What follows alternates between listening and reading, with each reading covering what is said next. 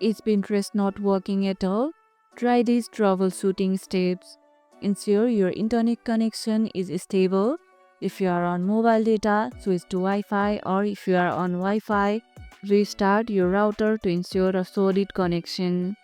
Check the app's updates.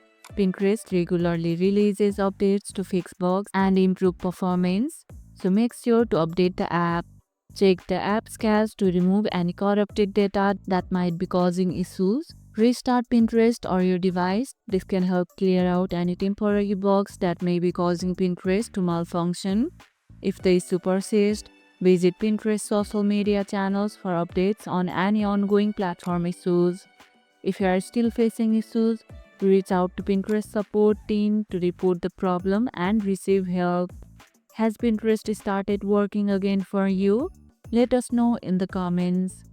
If this video helped, hit the like button, share it, subscribe, and leave a comment.